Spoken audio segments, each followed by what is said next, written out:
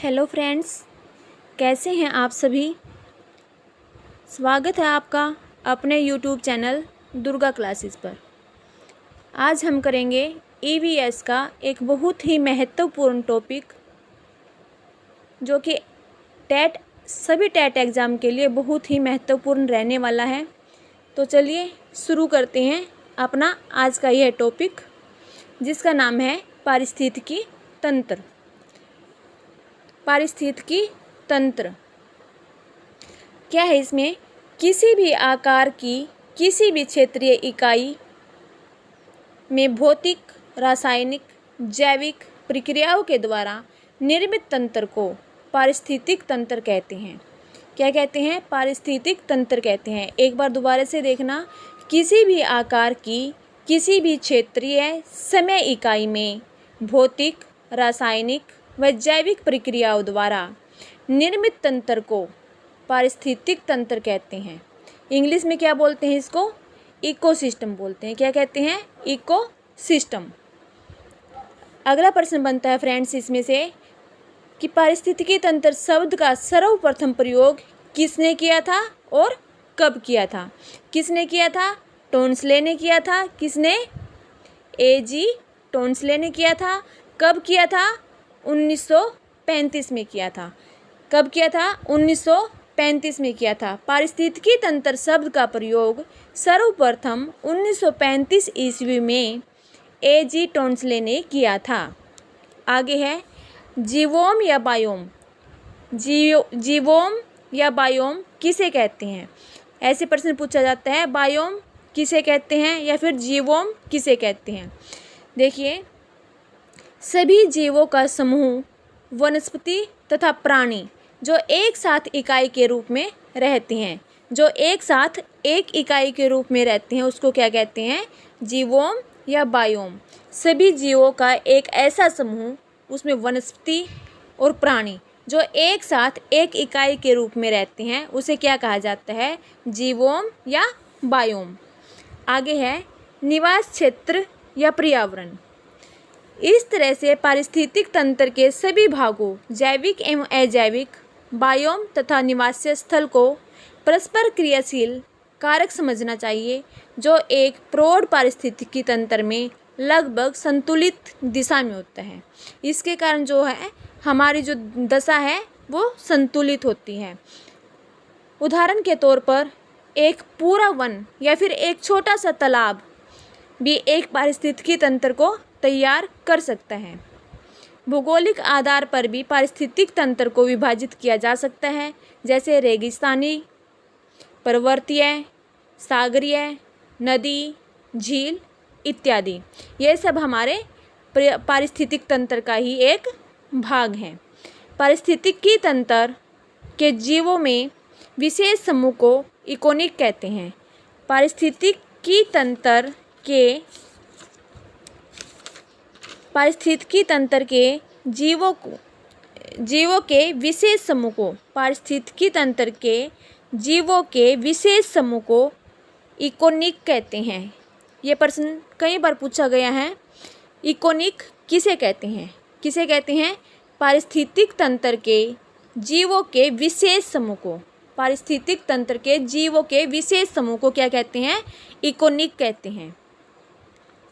चलिए फ्रेंड्स, इसमें जो मेन सा पार्ट है जहाँ से क्वेश्चन बनते हैं, सिर्फ वही करवाऊंगी। आगे है इकोलाइन के आधार पर वर्गीकरण। इकोलाइन के आधार पर पारिस्थितिकी तंत्र का वर्गीकरण। क्या होता है इकोलाइन? वह मंडल जहाँ दो विभिन्न पारिस्थितिक तंत्रों, खासकर पादप समुदायों वाले दो विभिन्न पारिस्थितिकी तंत्रों का आपस में संक्रमण होता है, उसे क्या कहते हैं? उसे कहते हैं इकोलाइन। क्या कहते हैं? इकोलाइन। आगे है पारितंत्र। पारितंत्र का ये एक मैप सा बना के हमें दिखाया गया है डायग्राम के द्वारा। क्या है? पारितंत्र को दो भागों में विभाजित किया जाता है। जैविक घटक, फर्स्ट है जैविक घटक और अजैविक घटक। ठीक है, इसके बारे में हम आगे डिटेल से करेंगे। जैविक घटक और अजैविक घटक। फिर आगे जो जैविक घटक है उसके आगे 3 पार्ट हैं, उत्पादक, उपभोक्ता और अपघटक। आगे है जो उपभोक्ता है हमारा, उपभोक्ता ये क्या है, इसको आगे 3 पार्ट में डिवाइड किया गया है, प्राथमिक उपभोक्ता, द्वितीयक उपभोक्ता और तृतीयक उपभोक्ता। ठीक है, 3 पार्ट में इसको डिवाइड किया गया है। इसके बाद ये जो अजैविक घटक हैं, 3 पार्ट अजैविक घटक के होते हैं। कौन से होते हैं? अकार्बनिक घटक, कार्बनिक घटक और भौतिक घटक। इनके बारे में हम आगे डिटेल से करेंगे। चलिए आगे है जैविक घटक। आगे जैविक घटक किसे कहते हैं? जैविक घटक इसके अंतर्गत पौधों, जंतुओं तथा सूक्ष्म जीवों एवं उनके मृत भागों को सम्मिलित किया जाता है। किसको सम्मिलित किया जाता है? इसके अंतर्गत पौधों को, जंतुओं को, सूक्ष्म जीवों को और उनके मृत भागों को सम्मिलित किया जाता है जैविक घटक में। जैविक घटक को आगे इसके भी कुछ पार्ट्स हैं, देखिए। स्वपोषित संगठक, स्वपोषित संगठक इसके अंतर्गत उन पौधों को सम्मिलित किया जाता है जो प्रकाश संश्लेषण तथा रसायन संश्लेषण द्वारा अपना आहार स्वयं निर्मित करते हैं, जो अपना आहार स्वयं निर्मित करते हैं। आगे है प्रकाश संश्लेषी पौधे। कौन से होते हैं प्रकाश संश्लेषी पौधे? प्रकाश संश्लेषी पौधे जो अपने भोजन को स्वयं वातावरण के अकार्बनिक पदार्थों से बनाने में सक्षम है। ये प्राय क्लोरोफिल की उपस्थिति में सूर्य की रोशनी, जल तथा कार्बन डाइऑक्साइड से अपने भोजन का निर्माण करते हैं प्रकाश संश्लेषण की प्रक्रिया के द्वारा। आगे है रसायन संश्लेषी। एक मिनट। रसायन संश्लेषी पौधे ऑक्सीकरण द्वारा अजैविक तत्वों से रसायन संश्लेषण विधि द्वारा अपना आहार निर्मित करते हैं। आगे है फ्रेंड्स परपोषित संघटक। परपोषित संघटक इसके अंतर्गत वे जीव आते हैं जो अपने आहार के लिए स्वपोषित प्राथमिक उत्पादक पौधों पर पूर्णतः निर्भर रहते हैं। इसके अंतर्गत जंतुओं तथा सूक्ष्म जीवों को सम्मिलित किया जाता है। ठीक है। मृत जीवी ये मृत पौधों तथा जंतुओं से प्राप्त जैविक यौगिक को घोल के रूप में ग्रहण करके जीवित रहते हैं। प्रश्न कैसे बनता है फ्रेंड्स? ऐसे बनता है कि मृत जीवी किसे कहते हैं? ऐसे पौधे ये मृत पौधे तथा जंतुओं से प्राप्त जैविक यौगिक के घोल के रूप में ग्रहण करते हैं और अपने जीवन को जीते हैं। आगे है परजीवी। परजीवी जैसा कि नाम से ही पता चल रहा है, अपने जीवन के लिए दूसरों के ऊपर आश्रित रहते हैं। ठीक है, आहार के लिए दूसरों के ऊपर ये आश्रित रहते हैं, उसको कहते हैं परजीवी। देखिए, ये दूसरे जीवित जीवों पर अपने आहार तथा जीवन के निर्वाह के लिए दूसरे जीवित जीवों पर निर्भर रहते हैं। आगे है प्राणिसंभोजी। प्राणिसंभोजी ये कौन से होते हैं? इस प्रकार के जंतु अपने मुख द्वारा आहार ग्रहण करते हैं और सभी बड़े जंतु इस वर्ग के अंतर्गत आते हैं। इस प्रकार के जंतु अपने मुख के द्वारा भोजन को ग्रहण करते हैं और जितने भी बड़े जंतु हैं वो सभी इसके अंतर्गत आते हैं। आगे है अजैविक या भौतिक संघटक। किसे कहते हैं? कौन से होते हैं ये अजैविक या भौतिक संघटक? इसके अंतर्गत क्या आता है? अकार्बनिक और कार्बनिक पदार्थ तथा जलवायुवीय कारक जैसे हवा, पानी, मिट्टी, धूप अजैव घटक हैं। कौन से घटक हैं ये? अजैविक घटक। अजैविक या भौतिक संघटक पानी, मिट्टी, धूप, हवा। प्रश्न में पूछ लिया जाता है, कोई भी एक ऑप्शन में डाल देंगे, बोल देंगे कि पानी कैसा घटक है? अजैविक भौतिक संघटक। कैसा है? अजैविक भौतिक संघटक। इसके अंतर्गत कौन से आते हैं? हवा, पानी, मिट्टी, धूप, ये सारे क्या हैं? अजैविक भौतिक संघटक।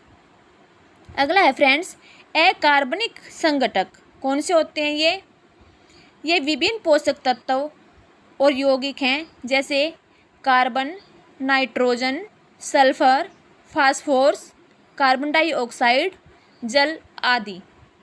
ये क्या होते हैं? अकार्बनिक संघटक होते हैं। ठीक है, आगे है कार्बनिक संघटक। कार्बनिक संघटक ये प्रोटीन कार्बोहाइड्रेट, लिपिड, खाद्य मिट्टी पदार्थ आदि हैं। ये अधिकांश जीवों के शरीर निर्माण में सहायक होते हैं। प्रश्न यहाँ से बन सकता है फ्रेंड्स कि कार्बनिक संघटक होते हैं वो किसके निर्माण में सहायक होते हैं? जीवों के शरीर के निर्माण में। या ऐसे भी पूछ सकते हैं जीवों के शरीर के निर्माण में इनमें से कौन से सहायक होते हैं? दे देंगे कार्बनिक घटक, अकार्बनिक घटक, या कुछ और भी डाल देंगे ऑप्शन में। आगे है जलवायुविक संघटक। ये 2 प्रकार के होते हैं। वायुमंडलीय में कौन से आते हैं? जैसे सूर्य का प्रकाश, तापमान, नमी, वर्षा आदि। और भूमि संबंधी कौन से होंगे? मिट्टी की बनावट और स्थलाकृति और उस स्थान की आकृति। ठीक है, आगे है फ्रेंड्स उत्पादक कौन होते हैं? ये ऐसे पौधे होते हैं जो क्लोरोफिल की उपस्थिति में अपना जो होता है अपना भोजन स्वयं ही उत्पादन करते हैं, अपने भोजन का उत्पादन खुद करते हैं, जैसे शैवाल और पेड़। यह पौधे प्रकाश संश्लेषण की क्रिया द्वारा कार्बन डाइऑक्साइड के कारण परागहरित की उपस्थिति में सूर्य के प्रकाश द्वारा ग्लूकोज को परिवर्तित अपने भोजन के रूप में कर लेते हैं। आगे फ्रेंड्स स्वपोषित पौधे ये कौन से होते हैं? सौर्य विकिरण से ऊर्जा प्राप्त करके प्रकाश संश्लेषण विधि के द्वारा अपना जो भोजन करते हैं ये निर्मित कर लेते हैं और अपने जड़ों द्वारा मिट्टियों से अजैविक पदार्थों को ग्रहण तथा जंतुओं के लिए आहार और ऊर्जा को प्रदान करते हैं। आहार एवं ऊर्जा प्रदान करते हैं और जंतुओं के लिए भी। अगला है उपभोक्ता या परभोक्ता। ये कौन से होते हैं? इसमें ऐसे दे दिया जाएगा शाकभक्षी कौन से हैं, शाकाहारी कौन से हैं और सर्वाहारी कौन से हैं। तो ये आपको अच्छे से ध्यान से करना है, इसमें बहुत ज़्यादा कन्फ्यूजन रहती है। शाकभक्षी शाकाहारी कौन से होते हैं? ये कहलाते हैं टिड्डा, खरगोश, भेड़, बकरी। ये हैं शाकभक्षी या शाकाहारी, जो सिर्फ पत्तों से पेड़ों से जो मिलते हैं सिर्फ उन्हीं को खाते हैं। ये क्या कहलाते हैं? शाकभक्षी। पेड़ों से प्राप्त होने वाले खाते हैं, ये कहलाते हैं शाकभक्षी। वे प्राणी जो शाकाहारियों को खाते हैं, फिर जो शाकाहारियों को खाते हैं वो कहलाते हैं मांसभक्षी। कौन से हैं इसमें? शेर, बाज, ये किस में आएंगे? ये आते हैं मांसाहारी या मांसभक्षी। इसमें से ऑप्शन में दे दिया जाता है बाज इनमें से क्या है? शाकभक्षी है, मांसभक्षी है, मांसाहारी है, सर्वाहारी है, ऐसे करके। आगे है वे जीव जो पौधों व प्राणियों का भोजन करते हैं, पौधों को भी खा लेते हैं और जो प्राणियों को भी खा लेते हैं, वो क्या कहलाते हैं? सर्वाहारी। क्या कहलाते हैं? सर्वाहारी। इसका सबसे ज़्यादा जो क्वेश्चन देखने को मिलता है उसमें मनुष्य के बारे में पूछा जाता है कि मनुष्य कौन सी श्रेणी में आता है? सर्वाहारी में, सर्वभक्षी में, मांसाहारी में, या कौन से वाली श्रेणी में आता है? ठीक है, ये वो जीव जो पौधे व प्राणियों का भोजन कर सकते हैं वो क्या कहलाते हैं? सर्वाहारी, सर्वभक्षी, जैसे तिलचटा, लोमड़ी, मनुष्य आदि। आगे है फ्रेंड्स प्राथमिक उपभोक्ता कौन से होते हैं? ये इसके अंतर्गत वे जीव आते हैं जो प्राथमिक उत्पाद को अर्थात हरे पौधों से अपना भोजन प्राप्त करते हैं। उनको क्या कहते हैं? शाकाहारी होते हैं। उनको क्या कहते हैं? प्राथमिक उपभोक्ता। जैसे टिड्डा, गाय, बैल, बकरी, खरगोश आदि। द्वितीयक उपभोक्ता, इस श्रेणी के अंतर्गत ऐसे जीवधारी आते हैं जो अपना भोजन शाकाहारियों को खाकर प्राप्त करते हैं, जैसे शेर, बाज, मेंढक आदि जो शाकाहारियों को खाते हैं वो होते हैं द्वितीयक उपभोक्ता। अगला है सर्वाहारी, इसके अंतर्गत मनुष्य को रखा जाता है सर्वाहारी में, जो शाकाहारियों को भी खा लेता है और मांसाहारियों को भी खा लेता है, वो क्या होते हैं? सर्वाहारी। सर्वाहारी। चलिए फ्रेंड्स, वीडियो को ज़्यादा लंबा न करते हुए आगे के कुछ क्वेश्चंस करेंगे हम नेक्स्ट वीडियो में। अगर आपको वीडियो पसंद आई तो प्लीज़ लाइक करना, शेयर करना और मेरे चैनल को सब्सक्राइब ज़रूर करना। Thank you friends.